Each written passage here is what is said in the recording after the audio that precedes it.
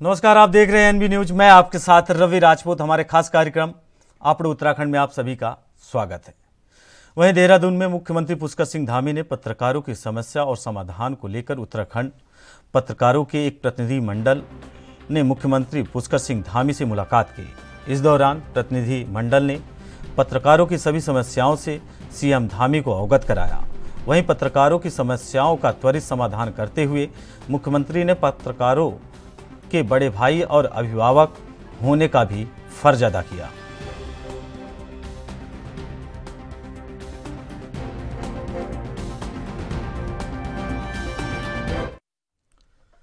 वहीं मुख्यमंत्री पुष्कर सिंह धामी ने मुख्यमंत्री आवास में पर्यावरणीयविद पद्म भूषण अनिल प्रकाश जोशी ने भेंट मुलाकात की। वहीं आपको बता दें, उन्होंने कहा कि आर्थिक और पारिस्थितिकी समन्वय पर पहल, सकल घरेलू उत्पाद के साथ सकल पर्यावरण उत्पाद भी विकास के सूचक और प्राकृतिक का पर्यावरण देश के प्रगति में विकास धारा के मुख्य अंग हैं। इनकी जागरूकता के उद्देश्य से उनके नेतृत्व में देश की आर्थिक राजधानी मुंबई से लेकर इकोलॉजिकल राजधानी देहरादून तक 2 अक्टूबर 2022 से 9 नवंबर 2022 तक साइकिलिंग यात्रा निकाली जा रही है। मुख्यमंत्री पुष्कर सिंह धामी ने इस साइकिल यात्रा के लिए पद्म भूषण डॉक्टर अनिल प्रकाश जोशी को बधाई और शुभकामनाएं दी।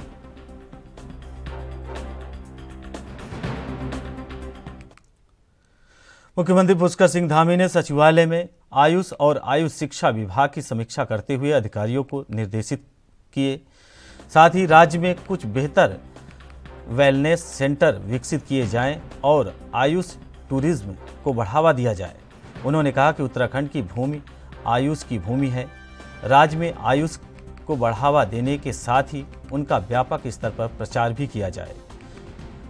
आयुर्वेद और आयुष हमारी प्राचीन चिकित्सा पद्धति है, इनको बढ़ावा देना जरूरी है। डॉक्टर सचिव पंकज कुमार पांडे ने कहा कि राज्य में 11 आयुष वेलनेस सेंटर के माध्यम से प्रतिदिन योगाभ्यास कराया जा रहा है।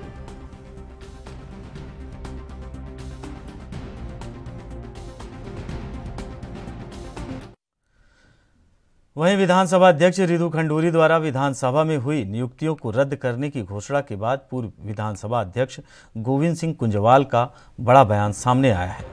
कुंजवाल ने कहा कि उन्होंने विधि सम्मत तरीके से सभी नियुक्तियां की हैं, साथ ही तत्कालिक आवश्यकता के अनुसार ही भर्तियां की गई हैं। उन्होंने कहा कि उस समय गैरसैंण विधानसभा अस्तित्व में आ गई थी, उसे स्थायी राजधानी बनाए जाने के लिए उनके द्वारा विधानसभा में नियुक्तियां की गई। उन्होंने कहा कि फिलहाल वह वर्तमान विधानसभा अध्यक्ष द्वारा लिए गए फैसले पर कोई टिप्पणी नहीं करना चाहते हैं, लेकिन उन्होंने कहा कि उनके द्वारा की गई नियुक्तियों को हाई कोर्ट और सुप्रीम कोर्ट में भी चैलेंज किया गया और सुप्रीम कोर्ट ने भी उनके द्वारा की गई भर्तियों को सही माना था।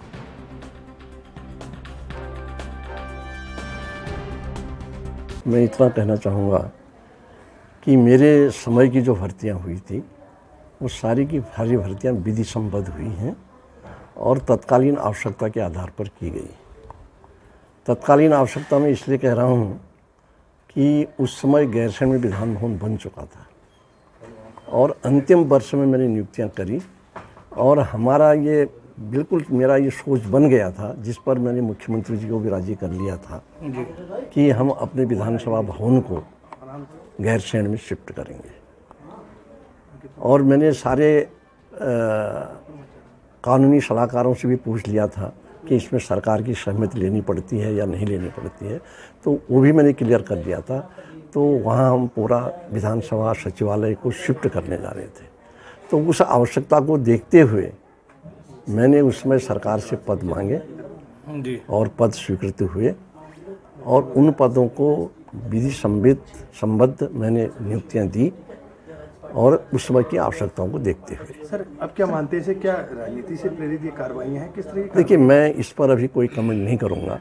ये माननीय स्पीकर जी का निर्णय है, वो एक संवैधानिक पद के संस्था के अध्यक्ष हैं, तो उस पर मैं अभी कोई कमेंट नहीं करूंगा जी। लेकिन मैं इतना कहना चाहूँगा कि मैंने उस समय की आवश्यकताओं को देखते हुए नियुक्तियों को। हल्द्वानी में प्रधानमंत्री नरेंद्र मोदी के जन्मदिवस पर शुरू हुए स्वच्छता पखवाड़े में केंद्रीय रक्षा एवं पर्यटन राज्य मंत्री अजय भट्ट ने मंगल पड़ाव स्थित डॉक्टर भीमराव अंबेडकर पार्क में स्वच्छता अभियान चलाया। इस दौरान उन्होंने डॉक्टर अंबेडकर की मूर्ति को धोया और माल्यार्पण करते हुए सफाई की। इसके साथ ही लोकल वोकल को बढ़ावा देने के लिए जूते बनाने वाले स्थानीय व्यक्ति से जूता खरीदते हुए उसे माल्यार्पण कर स्वरोजगार के लिए प्रोत्साहित किया। इस दौरान उन्होंने कहा कि देश के यशस्वी प्रधानमंत्री नरेंद्र मोदी के जन्मदिन पर शुरू हुए इस सेवा पखवाड़े में पूरे देश में सामाजिक कार्यक्रमों में बढ़ चढ़कर भाग लिया जा रहा है।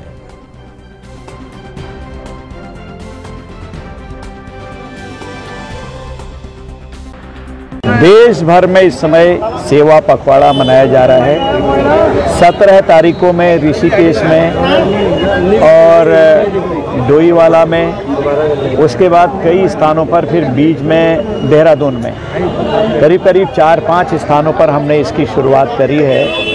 आज हल्द्वानी नैनीताल ज़िले में इसकी शुरुआत की जा रही है। हमारे कार्यकर्ताओं में, साथ में जनता में बहुत उत्साह है। जो हम माननीय नरेंद्र मोदी जी के जन्म दिवस को हमने सेवा पखवाड़े के रूप में मनाया है, अभी और आगे तक चलने वाला है।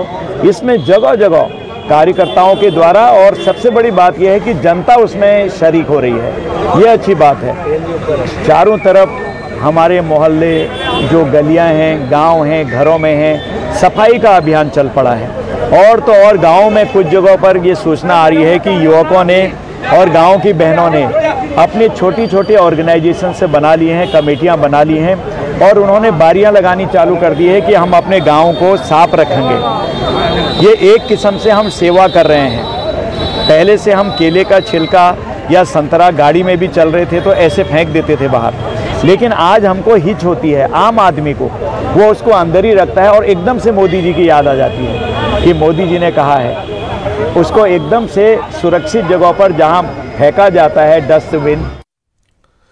वहीं सूबे के मुख्यमंत्री पुष्कर सिंह धामी ने विधानसभा में हुई भर्तियों के मामले में विधानसभा अध्यक्ष द्वारा वर्ष 2016-2021 तक हुए तदर्थ भर्तियों को निरस्त करने के निर्णय का स्वागत किया है।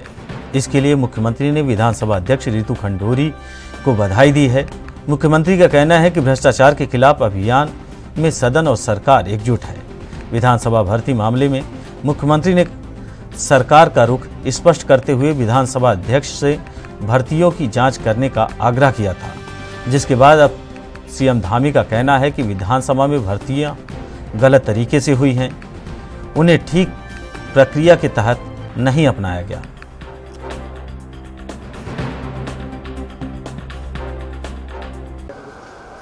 देखिए, क्योंकि विधानसभा में जो भर्तियां हैं वो गलत तरीके से हुई हैं और उनको ठीक प्रक्रिया के तहत नहीं अपनाया गया, ऐसा करके सब आप सबके बीच से भी सब जगह से बात आई थी।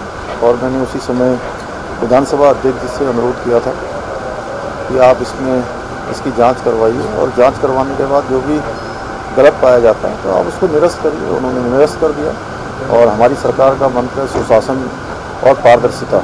यह हमारा संकल्प है। हमारे देश के प्रधानमंत्री मोदी जी के नेतृत्व में आज पूरे देश के अंदर जिस प्रकार का सुशासन चल रहा है, और उत्तराखंड राज्य उनके ऐसे राज्यों में से है जहां से उनका कर्म और मर्म का रिश्ता है। इसलिए हमारी सरकार उन्हीं के पद चिन्हों पर चलते हुए कहीं भी इस प्रकार की बात आ रही है तो हम उसको सीधे कार्रवाई कर रहे हैं। पारदर्शिता लाना, भ्रष्टाचार मुक्त करना, ये हमारा उद्देश्य है। विधानसभा अध्यक्ष जी ने निर्णय लिया है, मैं उनका स्वागत करता हूं। और आगे भी जो भर्तियां होंगी उन भर्तियों पर पूरी तरह से पारदर्शिता हो। लोक सेवा आयोग या जो भी अच्छी संस्था होगी उस संस्था से भर्ती करवाने का भी काम, जिससे कि हमारे सभी नौजवानों को पारदर्शिता के आधार पर रोजगार मिलेगा। और सारी वहीं उत्तराखंड विधानसभा में हुई भर्तियों के मामले में आज विधानसभा अध्यक्ष रितु खंडूरी के भर्तियों के रद्द करने के फैसले के बाद नेता प्रतिपक्ष यशपाल आर्य का बयान सामने आया है।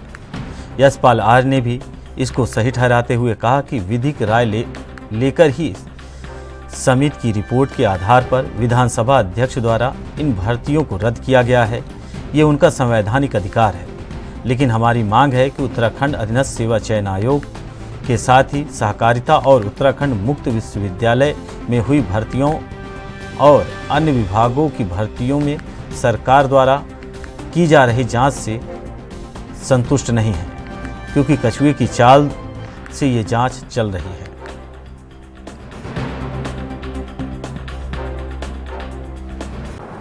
माननीय अध्यक्ष विधानसभा का संवैधानिक अधिकार है,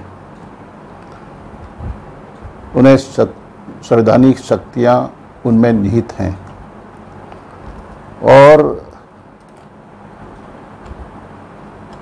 जो भी निर्णय लिया गया है, जो रिपोर्ट प्रस्तुत की गई है समिति के द्वारा, और निश्चित रूप से विधिक राय के उपरांत ये निर्णय आया होगा। हमारा कहना है, लगातार कहना है, कांग्रेस लगातार जो भी भर्तियां हैं, जैसे कि विधानसभा में तदर्थ नियुक्तियों का प्रश्न हो, नियमित नियुक्तियों का प्रश्न हो, उसमें त्वरित गति से कार्रवाई हुई और सारी भर्तियां माननीय अध्यक्ष विधानसभा द्वारा निरस्त कर दी गई। प्रश्न है कि जो अधीनस्थ जन सेवा आयोग है, जो अन्य संस्थाएं हैं, चाहे वो तकनीकी शिक्षा हो, मुक्त विश्वविद्यालय हो, उच्च शिक्षा हो, शिक्षा विभाग हो, सहकारिता हो, इसमें जिस तरह से कार्रवाई चल रही है एक कछुए की चाल से, तो वहीं रामनगर कोतवाली के क्षेत्र के पिरुमदारा चौकी के इंचार्ज राजेश जोशी के नेतृत्व में पुलिसकर्मियों ने नशे के खिलाफ अभियान चलाया, जिसमें हरजाव सिंह निवासी लाल ढांग को चेकिंग के दौरान 8 किलो से अधिक गांजे के साथ गिरफ्तार किया गया। चौकी इंचार्ज ने बताया कि चौकी पुलिस का नशे के खिलाफ लंबे समय से अभियान चलाया जा रहा है। पूर्व में भी कई नशे के सौदागरों को जेल भेजने की कार्रवाई की जा चुकी है। वहीं गांजे के साथ पकड़े गए आरोपी के खिलाफ संबंधित धाराओं में अभियोग दर्ज कर उसे कोर्ट में पेश करने की कार्रवाई की गई। चौकी इंचार्ज ने बताया कि नशे के खिलाफ पुलिस का अभियान लगातार जारी है।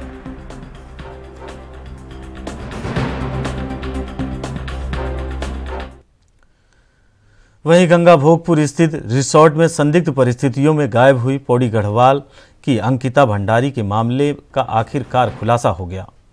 गिरफ्तार किए गए आरोपी पुलकितार, अंकित और सौरभ भास्कर ने जुर्म कबूल किया। वहीं पूरे मामले का सच बताया। वहीं मुख्यमंत्री पुष्कर सिंह धामी ने ऋषिकेश घटना को बहुत दुखद बताते हुए कहा कि जिस किसी ने ये जघन्य अपराध किया है उसे हर हाल में कड़ी सजा दिलाई जाएगी। पुलिस अपना कार्य कर रही है, पीड़ित को न्याय दिलाने का कार्य किया जाएगा।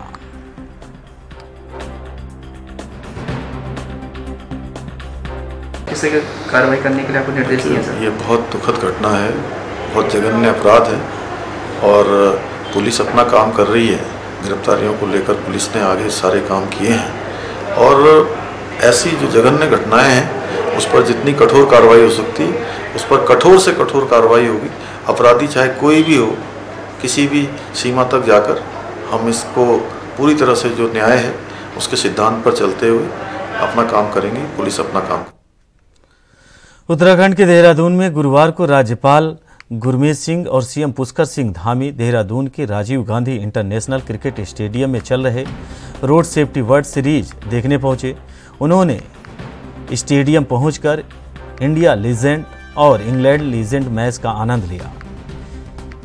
इससे पूर्व राज्यपाल और मुख्यमंत्री ने सभी खिलाड़ियों से परिचय प्राप्त किया और देवभूमि से सभी का स्वागत किया।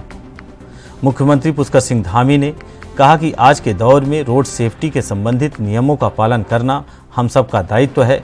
उन्होंने कहा कि यह योजना इस दिशा में जन जागरूकता का कार्य करेगा। इस दौरान खेल मंत्री श्रीमती रेखा आर्य, विशेष प्रमुख सचिव श्री अभिनव कुमार आदि लोग उपस्थित रहे।